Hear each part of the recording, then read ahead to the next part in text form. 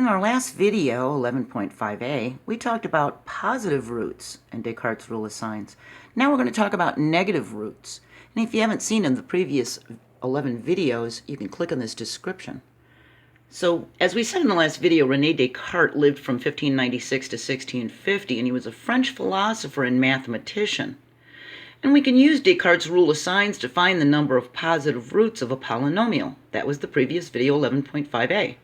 Well, Descartes' rule can also be used to find the number of negative real roots of a polynomial.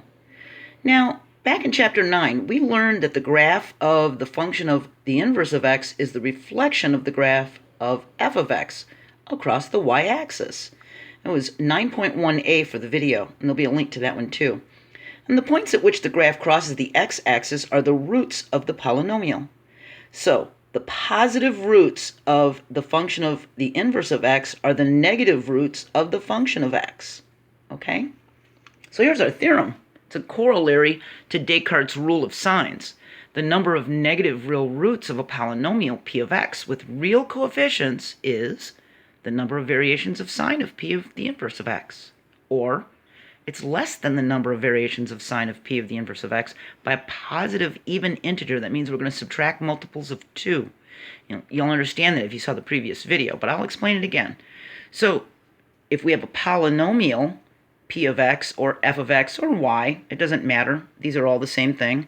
We need to find that inverse of x by replacing each x with a negative x and simplifying.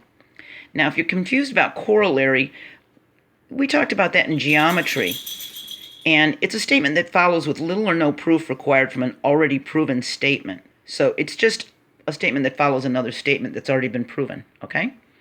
So we've got this polynomial, and if you look, that's a positive, positive, positive, positive, positive. We don't have any changes of sign. We don't have any variations, do we? But when we change this x to a negative x, what happens is when an odd exponent of a negative makes a coefficient, it makes a coefficient negative. So any exponent that's a 1, 3, or 5 of a negative is going to change this positive coefficient to a negative. The even ones are going to stay positive, aren't they? Negative times a negative makes a positive, times a negative is going to make it a negative, times another negative is going to make it positive again. Remember that? And if you look, this is a positive, it changed to a negative now, which changed to a positive, then to a negative, then to a positive. So we have 4 variations of sign now that we did this.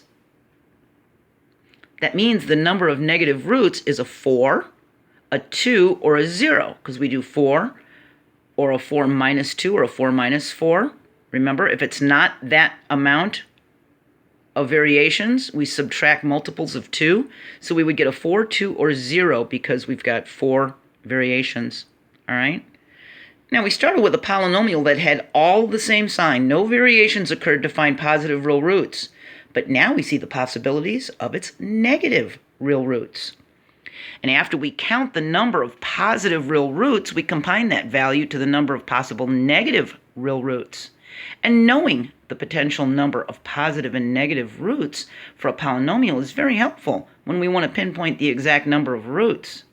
Now, we did a lot of talk about synthetic division in the previous videos, and I originally talked about it in 6.5, and there'll be links to all these. When we use synthetic division to find the roots, the steps get easier and easier as we find and eliminate roots. And if we first pick off the roots that we have a better chance of finding, we can save the harder to find roots for last. And FYI, for your information, a root of multiplicity m is counted m times. We talked about multiplicity in 11.3a, all right? So, if you have no idea what I'm talking about and you need to know about the rule of signs and finding roots, you need to start back with the first video in chapter 11. The links are in this description, and watch every single video, and you will completely understand, and you'll say, oh my goodness, thank goodness I understand now. All right? So, our next video is 11.6a, and we're going to talk about graphs of cubic and quartic polynomial functions. So, they're higher level, aren't they? I'm going to add this to the Algebra II playlist. We're going to have lots of links in the description to help you out. Just one click away, no searching, no trying to think of what the tag word could be. You just click, all right? Don't forget, I'm on Patreon to support me. You could do YouTube fan funding. The links are in this description, and I just added PayPal, all right? If you believe in what I'm doing and want to help me keep making math videos that are free, available to the entire world, just support me and help me out. See you next video. Bye.